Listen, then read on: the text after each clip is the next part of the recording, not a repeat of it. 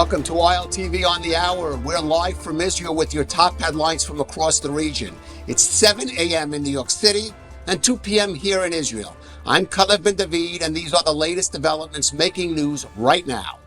Prime Minister Benjamin Netanyahu has vowed there will be joint effort between Israel and the U.S. to ensure that Hamas disarms, despite the terror group's multiple violations of the Gaza ceasefire in recent days. Netanyahu made the remarks during a tour of the Civil Military Coordination Center in Kiryat Gat on Wednesday, accompanied by IDF Chief of Staff Lieutenant General Eyal Zamir, the new Shin Bet Director David Zinni, and senior IDF officers. Speaking alongside U.S. CENTCOM Commander Brad Cooper, Netanyahu said Israel is working in stages to disarm Hamas and demilitarize the Gaza Strip, declaring, "We will achieve what we are determined to achieve." The Prime Minister said Israel's security responsibility for our forces and our freedom of action in Gaza is accepted by the country's partners, including the United States. Netanyahu reiterated that Israel and the U.S. are coordinating to achieve the goal agreed upon with President Trump, the disarmament of Hamas and the demilitarization of Gaza.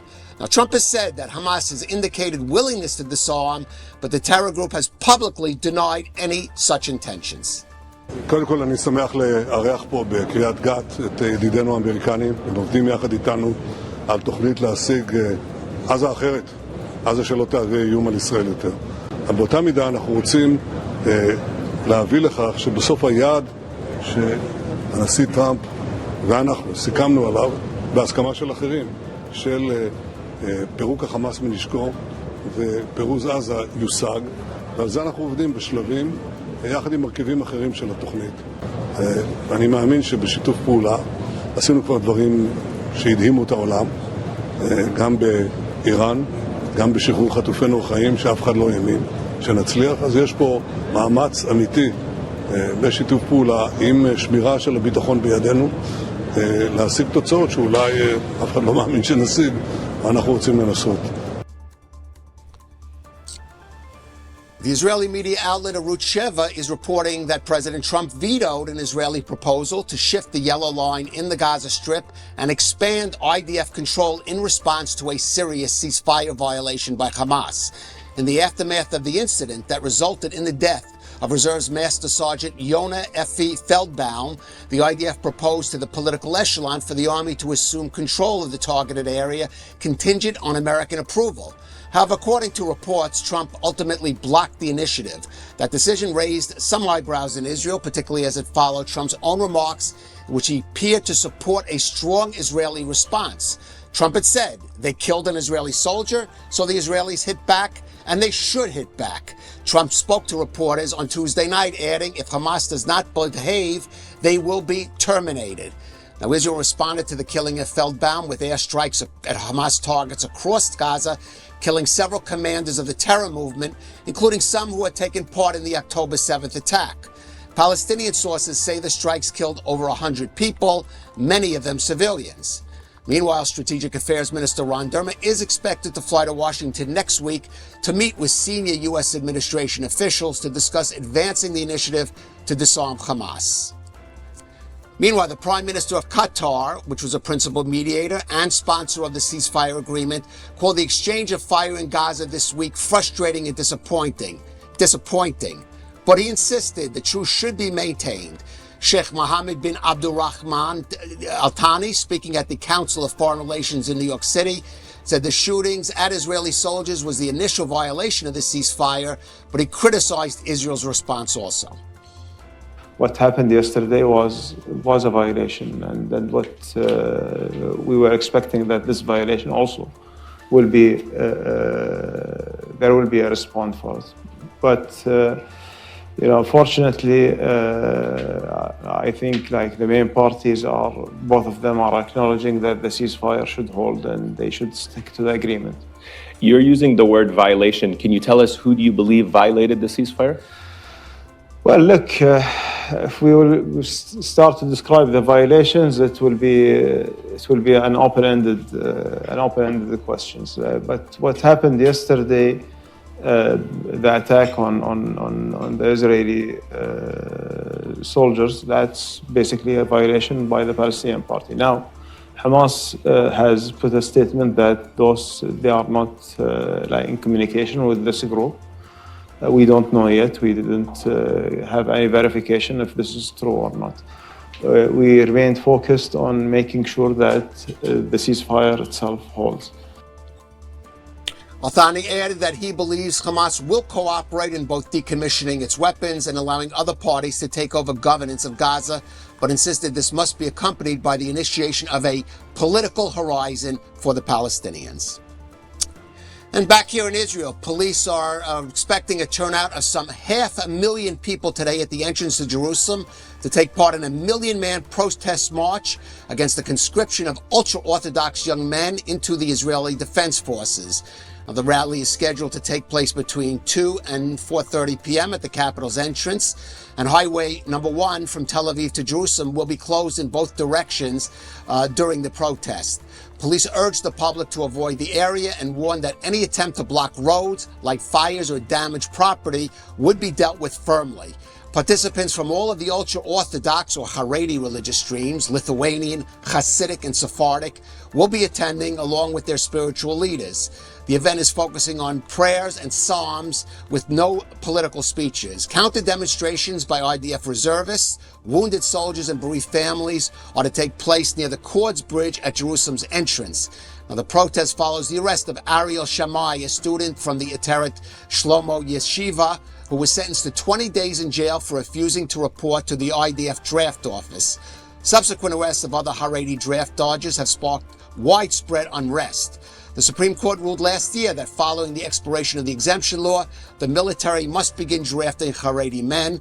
Since then, the IDF has begun criminal proceedings against those who fail to report. Now, the issue has fractured Prime Minister Netanyahu's coalition, with Shas and United Torah Judaism exiting the government in July. The government is now trying to prepare a compromise proposal on the Haredi draft issue that will be accepted to the ultra-Orthodox parties, but so far it has not been successful. Now, ILTV's executive editor, Mayan Hoffman, is at the scene of today's protest. Let's see if we can go to her. Mayan, can you hear me? And if so, what is the scene there in Jerusalem? I can hear you, and it is absolute chaos here in Jerusalem. As you mentioned in your report, all of the streets leading to the entrance of the city are closed. Hundreds of thousands of ultra-Orthodox in the streets, holding signs, protesting, comparing Israel to Russia. But as you mentioned also, lots of music, psalms, and prayer, praying that the Haredi and the ultra-Orthodox will no longer have to go into the army. Now, is there a police presence there? The police have said they're going to try to keep roads open, but even looking behind you, it looks like plenty of them already out in the streets. Oh, yes, there's already, as I mentioned, hundreds of thousands that are crowding around me. What we're not seeing here is that you actually missed, as a swarm of Haredi protesters actually ran on top of me, trying to tell me to get out of the way. I'm a woman. I don't belong here with the protests. And yes, the streets, there are 2,000 police officers on action. I spoke to the police today. They said that there will be monitoring the streets and making sure that nobody gets hurt. Certainly, we can trust them to do their jobs. Walking around here, there is Zaka, there is Mada, and there is United Hatzalah, all working together to keep the citizens of Jerusalem safe during this rally. And Brian, just also give us a little context. This protest against IDF draft happening, we should say, just after the conclusion, or really not even conclusion, of the military operation in Gaza, and the timing of it also certainly raising controversy. Sure. I mean, first of all, you have to remember that we have been fighting a war for 2 years. We have lost more than 900 soldiers, and we have a deficit of soldiers, combat soldiers, that we need to fight. About a year ago, when the exemption from the army was up and the Supreme Court ruled that the ultra-Orthodox did need to be drafted, the IDF started to draft them.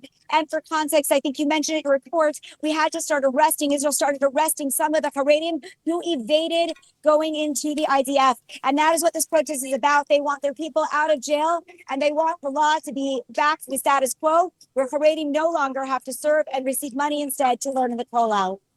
All right, Mayan Hoffman, please take care out there. It's probably going to be pretty chaotic. And please, if you're in Jerusalem, certainly or anywhere near it, maybe you should be staying at home and certainly stay off the roads at this time. Mayan Hoffman, thanks for that. Thank you. And moving on, and we'll have more on that Haredi protest a little later in the program. Meanwhile, controversy has erupted at the World Zionist Congress in Jerusalem over the appointment of Prime Minister Benjamin Netanyahu's son Yair to a senior position in the organization. Yair Netanyahu was nominated to head the WZO's Public Diplomacy Department, a role that reports say comes with a monthly salary of tens of thousands of shekels. Now, the move was promoted by Likud Minister Miki Zohar with the support of the Prime Minister himself as part of a series of political appointments in the national institutions. Yair Netanyahu has been living in Florida for the past 2 years, has been involved in several controversies over his statements on social media, including being the target of lawsuits accusing him of libel and defamation. Now, the World Zionist Organization, founded by Theodor Herzl, serves as a bridge between the Jewish state and the Jewish diaspora. The announcement of the Netanyahu appointment prompted fierce backlash from the political opposition. Yesh Atid calling it a disgraceful decision and saying it will not back any such agreement. Following the public outcry, the WZO decided to postpone the vote on the appointment by 2 weeks. Meanwhile, sources say Rabbi Doron Perez, who lost his son Daniel on October 7th, is expected to be named the next chairman of the WZO, with a future rotation planned with a representative from Yesh Atid. Now let's get back to the latest developments on the Gaza front. Joining us for more on this is Professor Gerald Steinberg. He is the founder and president of NGO Monitor. Gerald, thank you for joining us.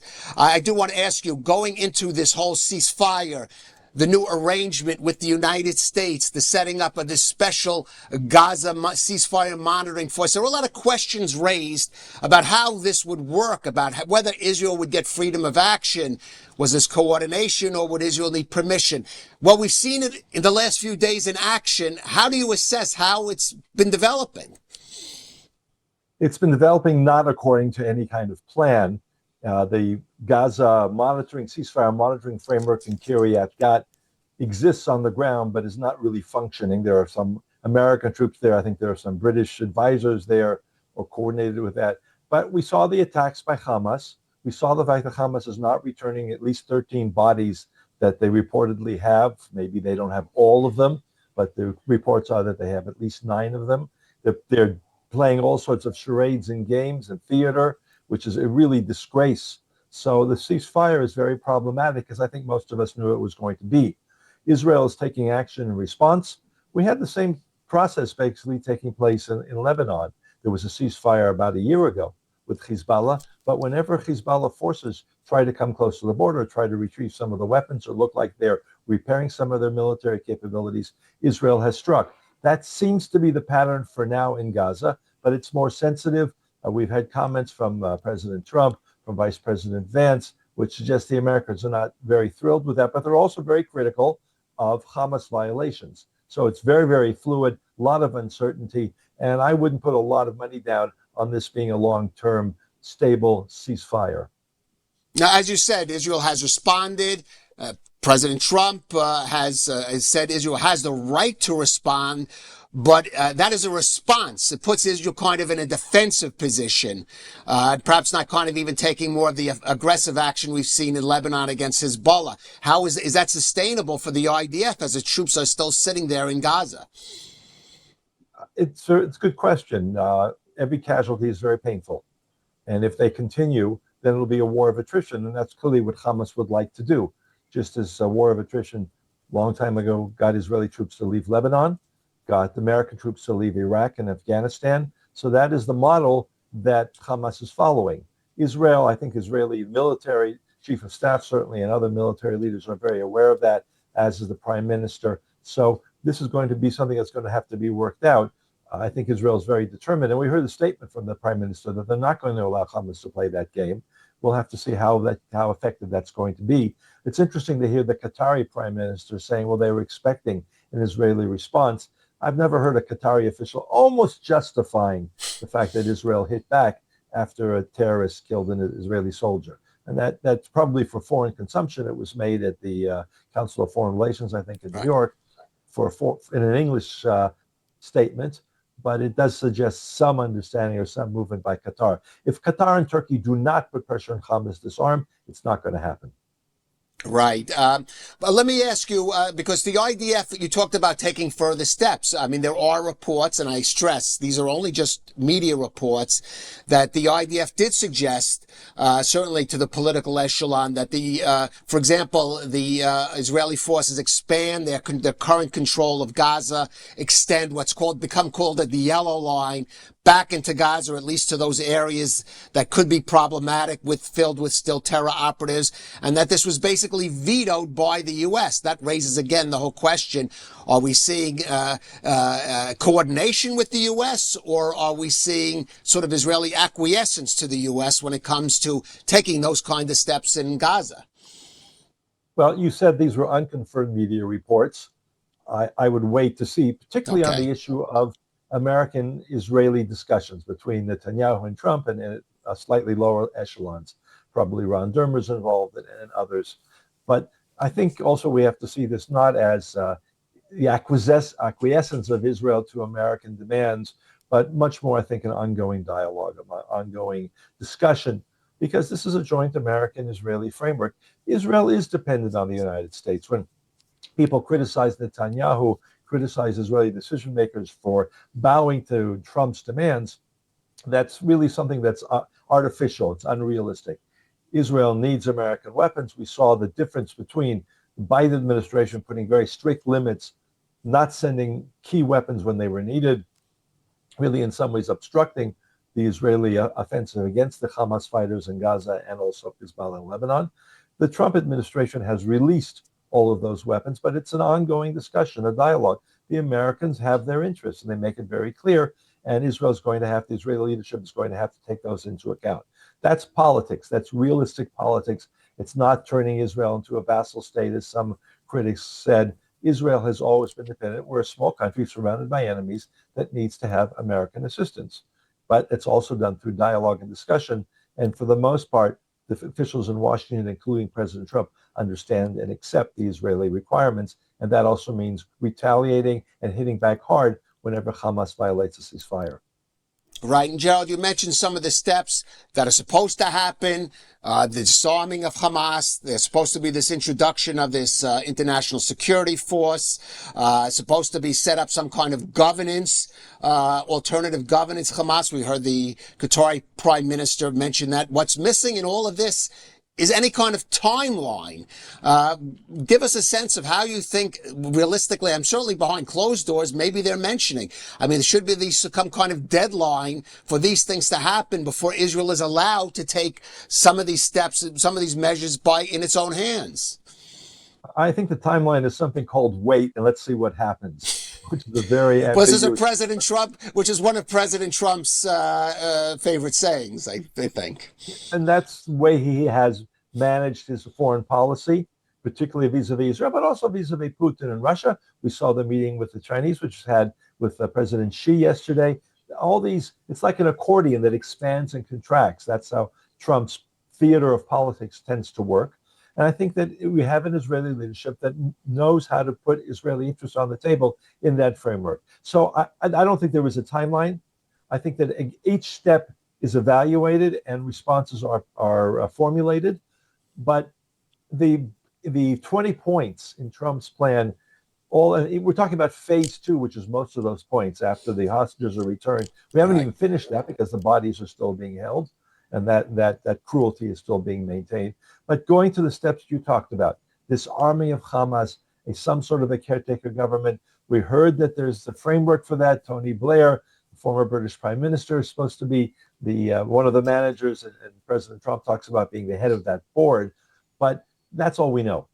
And I think that although there's a lot of efforts being made behind the scenes, we don't know whether any of the Arab states are really on board. The United Arab Emirates announced that they'd be willing to send troops. Well, how many? What are they going to do when they get there? Let me just ask you, put that in the form of a more direct question.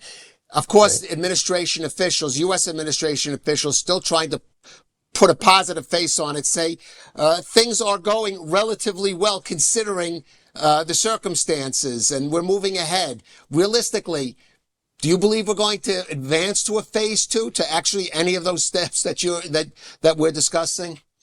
If I give odds, I would say 80% no. maybe a sort of a very cloudy version, an ambiguous version, parts of phase two.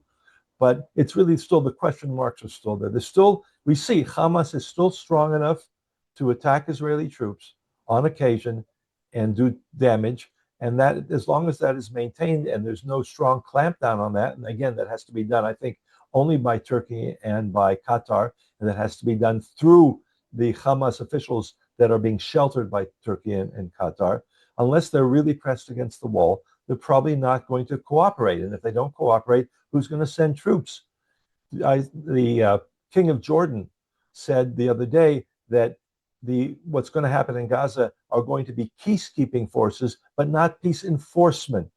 Peace enforcement means disarming. Well, if one of the key points is disarming Hamas, and they're not going to disarm Hamas, then we don't have a phase two. So the words are very nice. The practicality seems to be very far in the distant future. It doesn't seem, and also President Trump has moved on to other issues. So when he comes back to this issue, perhaps something will happen, but they don't really have a realistic plan either, in my view. Yes, as you said there, we'll see how if those odds shift at all in the coming days or weeks. Professor Gerald Steinberg, NGO Monitor, thanks for joining us. Thanks, Kalev. And I want to get back to that big protest in Jerusalem taking place right now, the Ultra-Orthodox sector against plans for conscription into the IDF.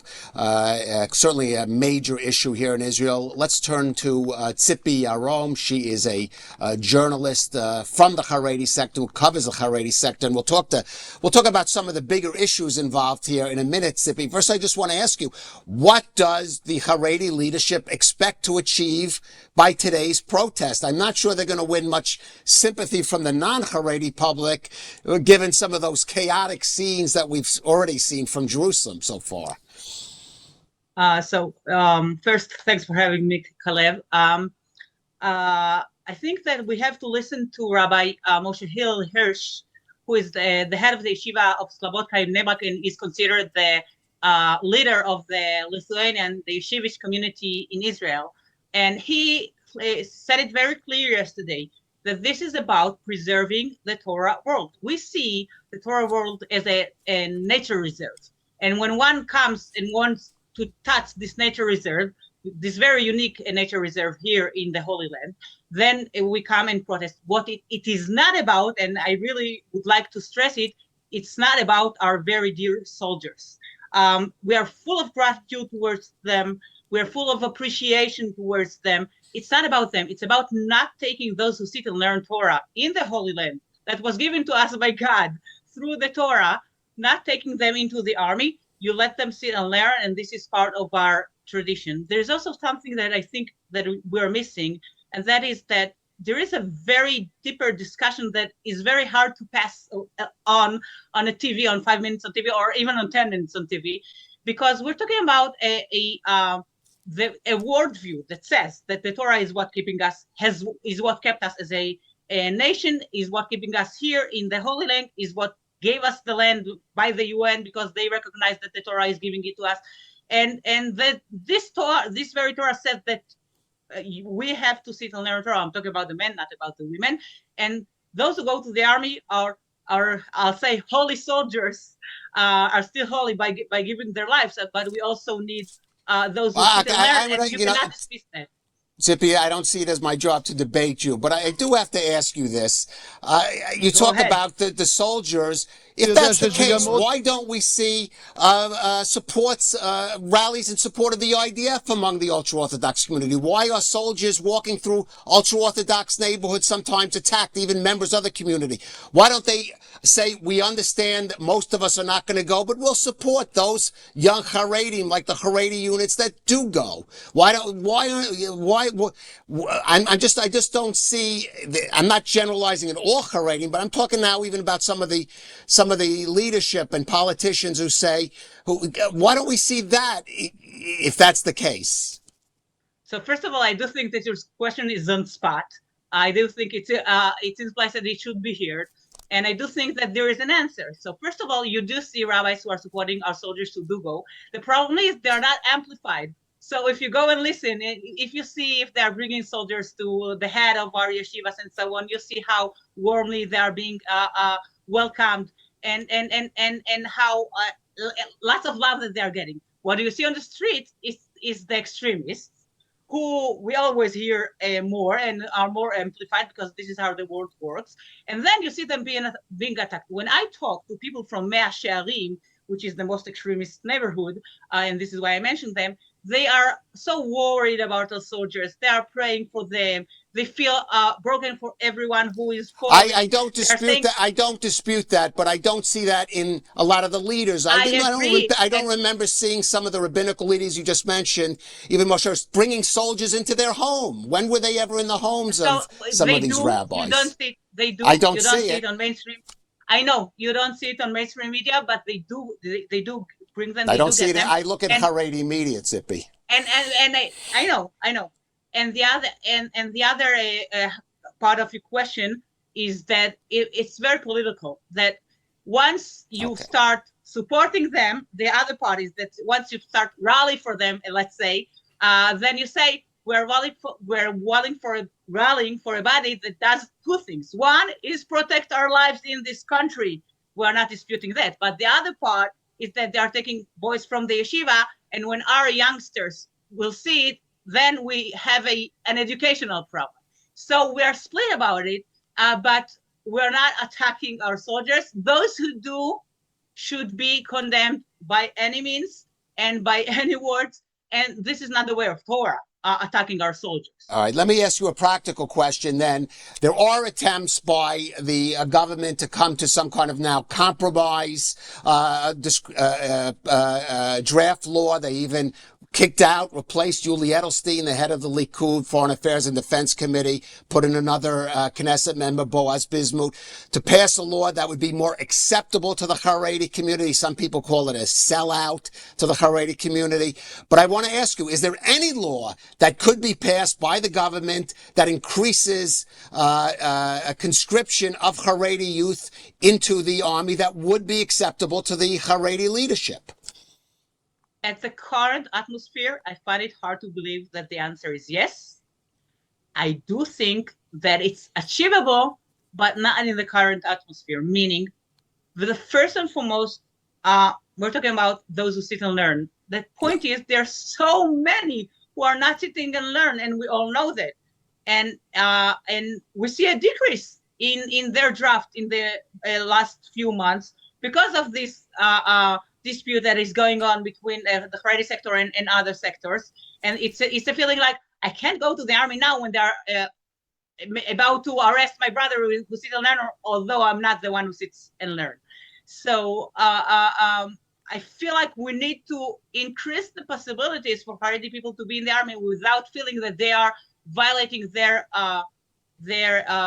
community's feelings right now because of what's going on. Well, I'm just briefly, there are these, well, as you're talking, we're looking at footage of those Haredi units, but leading rabbis have criticized those units. Depends which, because there's Hashmonaim, which nobody could criticize at the moment, because they did everything above and beyond to make sure that Haredi soldiers who are being drafted to them would come out of the army at least as religious as they came into it, and maybe even more. And I'm telling you that some of them are going to come out more religious.